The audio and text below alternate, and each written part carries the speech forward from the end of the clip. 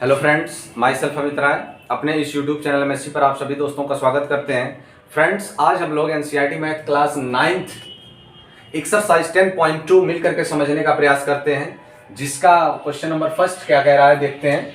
Recall that two circles are congruent, दो circle congruent होंगे if they have same radii, यानी दो वृत्त सर्वांशम तभी होंगे जब उनकी त्रिज्याएं आपस में क्या है, बराबर है।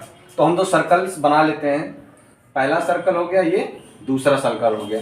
और ये कब सर्वांशम बोले जाएंगे, जब इस सर्कल को उठा करके इस पर रख दिया जाए, पूरा ढक ले, वो पूरा का पूरा ढक लेना, छोटा ना बड़ा। ऐसा तभी पॉसिबल है जब जितनी रेडियस इसकी उतने ही रेडियस इसकी, जितनी त्रिज्याएं दोनों आपस की क्या हो, बराबर। तो यहाँ पर क्वेश्चन भी कह रहा है दे हैव सेम रेडियाई, तो इसका सेंटर सिलेक्ट कर लेते हैं ओ, तो इसकी दो रेडियाई हो गई। इसका सेंटर सिलेक्ट कर लेते हैं ओ डैश, तो इसकी भी रेडियाई हो गई। हम इसका नाम दे दे रहे हैं ए बी और इसको कह दे रहे हैं सी और D. They have same radius हो गया। प्रूफ दैट, क्या प्रूफ करना है, क्या सिद्ध करना है, equal chord of the congruent circle, यानी ये जो कॉन्ग्रुएंट सर्कल हैं इनकी इक्वल कॉर्ड, अगर इस लाइन को हम ज्वाइन कर दें, इसको इससे ज्वाइन कर दें तो ये कॉर्ड बोली जाएंगी। और ये कैसी कॉर्ड है, कॉन्ग्रुएंट सर्कल की कॉर्ड है। और ये कह रहा है कैसे है, ये equal chord of congruent circle subtend equal angle at their centres, यानी जो समान जीवाएं थी सर्वांशम वृत्त की, वो सेंटर पर इक्वल एंगल सबटेंड यानी समान कोणांतरित कर रही हैं, ऐसा हमको कहा जा रहा है कि आप प्रूफ करिए। तो सबसे पहला पॉइंट हम यहां लिखते हैं फ्रेंड्स, क्या कह रहा है sir, given they have same radii, तो इसकी रेडियाई होगी सर ओ ए और इसकी ओ बी, ये दोनों हो गए इक्वल। और दे हैव सेम रेडियाई, दूसरे वाले सर्कल का भी इक्वल होगा, तो उसका क्या हो जाएगा सर, उसका सेंटर ओ डैश है, तो O dash C equals to O dash D. तुरंत आ जाते हैं प्रूफ दैट के लिए, क्या कह रहे थे, proof that equal chord of the congruent circle subtend the equal angle at their centre, यानी सर्वांशम वृत्त की समान जीवाएं केंद्र पर समान कोणांतरित करती हैं, ये कह रहा है। तो ये जो कॉर्ड है, ये जो जीवा है, वो कितना एंगल बना रही है, ए ओ बी, और दूसरा वाला सर क्या है, सी ओ डैश डी। यानी हमको अब सीधा सीधा अपना पॉइंट मिल चुका है कि ये एंगल इक्वल दिखाने। कैसे इक्वल दिखाएंगे, इसीलिए हमने दो दो रेडियस ड्रा किए थे, दो दो त्रिज्याएं। तो अब देखिए एक ट्रायंगल मिल रहा है, A O B C O dash D. किसी भी ट्रायंगल के बीच में कोई इक्वलिटी दिखानी थी, जैसे इसका एंगल इसके बराबर है, या फिर ये साइड इस ट्रायंगल की साइड के इक्वल है, तो उसके लिए एक ही काम होता था, कॉन्ग्रुएंट प्रूफ कर देना। कॉन्ग्रुएंट प्रूफ करने के लिए सर क्या होता था, तीन इक्वलिटी लाते थे, और वो तीन इक्वलिटी अलग अलग बेसिस पे होती थी। जैसे हो सकता है बाई साइड तीनों इक्वलिटी साइड के बेस पे हो, भुजा पे, या फिर साइड एंगल साइड पे हो, दो साइड ले लीजिए, एक एंगल ले लीजिए, या फिर एंगल पे ले लीजिए। अगर राइट एंगल ट्रायंगल कहीं मिलता था, ये सब बातें बहुत अच्छे से हो चुकी हैं ट्रायंगल वाले वीडियो में। तो क्या करते हैं, यहाँ तो राइट एंगल ट्रायंगल है नहीं तो राइट एंगल ट्रायंगल के लिए एक अलग से पॉइंट होता है, आरएचएस जिसको हम लोग बोलते हैं। चलिए तो इसको देखते हैं प्रूफिंग। कहने का मतलब ये है कि दोनों ट्रायंगल को क्या करना है, अपना उद्देश्य क्लियर है कि दोनों को क्या करना है, सर्वांशम यानी कॉन्ग्रुएंट। तो यहाँ लिखते हैं प्रूफिंग, यानी उपपत्ति ज्ञात है, सिद्ध करना है उपपत्ति। तो कहाँ है, triangle, in triangle A O B and triangle C O dash D, यानी इसमें और इसमें हमको क्या करना है, इक्वलिटीज लानी है। सबसे पहला पॉइंट सर पकड़ते हैं, कह रहा है कि दे हैव सेम रेडियाई, तो इसकी रेडियस पहली क्या है, रेडियस ओ ए, उसकी पहली क्या है सर, ओ डैश सी, और दूसरा इसकी क्या है, ओ बी, और दूसरा उसका क्या है सर, ओ डैश डी। और जो भी यहाँ पर स्टेटमेंट हम देंगे कि ये इक्वल है, ये इक्वल है, उसको विथ रीजन, उसका कारण आपको जरूर बताना है कि क्यों ऐसा आप लिखे, तो ये जान लीजिए कॉन्ग्रुएंसी कभी गलत हो ही नहीं सकती। अगर आप रीजन देंगे तो आपका माइंड खुद ही एक्सेप्ट करेगा कि ये हम जो रीजन दे रहे हैं वो सही है कि गलत है। तो ये क्यों आपने लिखा है, ये सब कैसे हैं, radii of the congruent circle,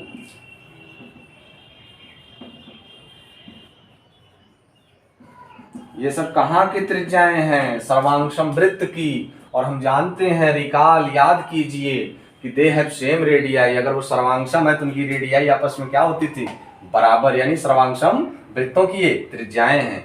और दो तो इक्वलिटी आ गई सर। तीसरी क्या है, इक्वल कॉर्ड। क्वेश्चन इतना अच्छा बना के दिया है, इक्वल कॉर्ड यानी समान जीवा, यानी ये जो जीवा पहले वृत्त की जीवा क्या है, ए बी, और दूसरे के क्या है, सी डी, यानी ये जो कॉर्ड है वो इक्वल है। तो इसका कॉर्ड हो गया ए बी और दूसरे का क्या हो गया सर, सी डी। ये हम इसका रीजन क्या देंगे, क्वेश्चन में गिवन कर दिए हैं साफ साफ। तो हम कह सकते हैं therefore this triangle are congruent to each other, दोनों त्रिभुज सर्वांगसम होंगे। फिर तो हम लिखते हैं त्रिभुज यानी triangle AOB congruent triangle COD। अब बताइए बाई किसके बेसिस पे आप कह रहे हैं कि ये कांग्रुएंट है। पहले ये बताइए OA और OC। OA इस ट्रायंगल की एक साइड है, OC इसकी है, तो इसको हम कह सकते हैं साइड है ये। दूसरा वाले भी उसी हिसाब से क्या हो जाएगा सर, साइड। तीसरा ये तो थर्ड साइड दिख ही रहा है, AB और CD, तो ये भी क्या हो गया, साइड ही हो गया। तो तीन इक्वलिटी की इस बेस पे side side side, it means by S। अगर कांग्रुएंट हो गए तो हम फिर क्या कहेंगे,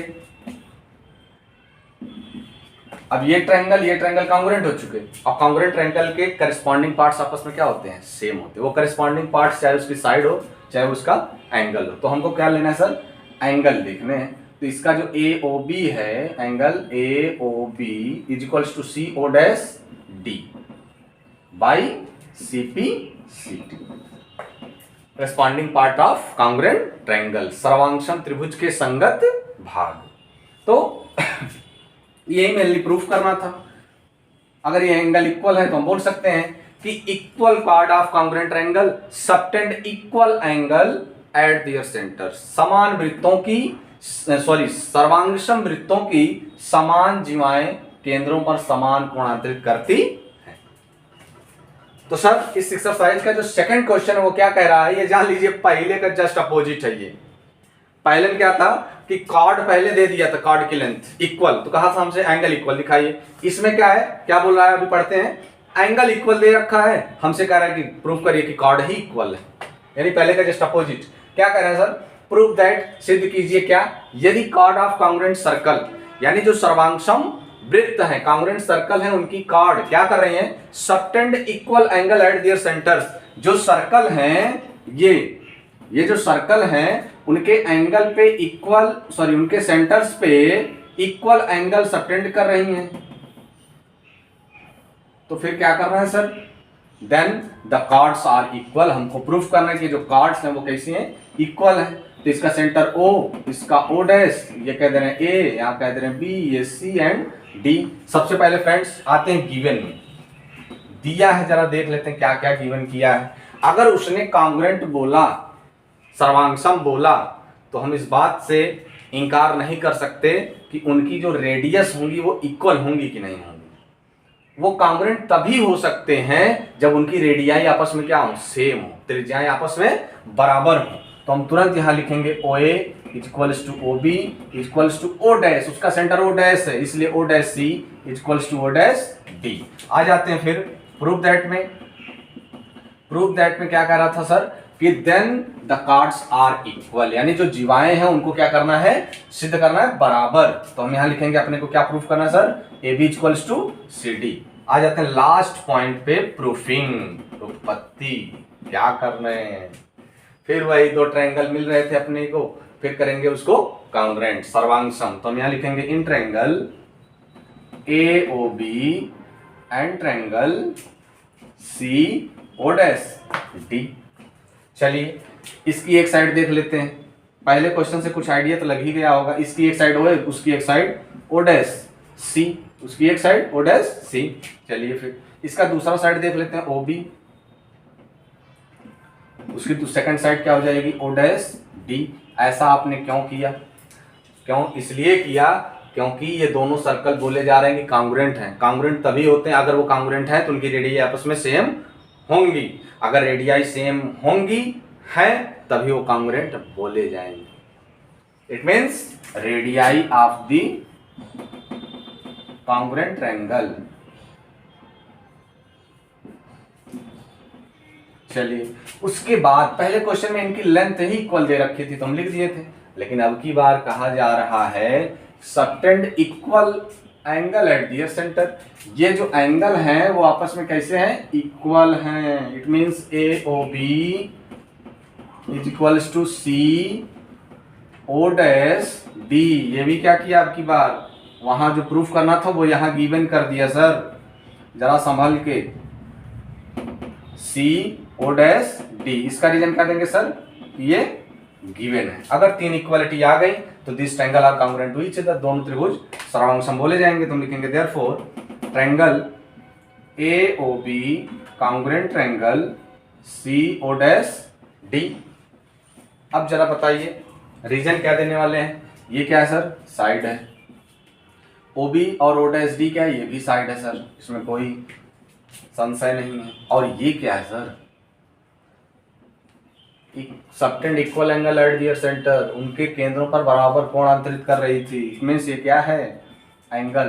तो यहाँ पर बाई एस ए एस, वो अल्टरनेट चलता रहता है, सीक्वेंस देखते हैं बस, बाकी कुछ भी आप इन तीनों को चाहे जैसे अरेंज करके लिखिए, बात खत्म। एस ए एस यानी दो साइड और एक एंगल को पकड़ करके हमने इक्वलिटी दिखाई है।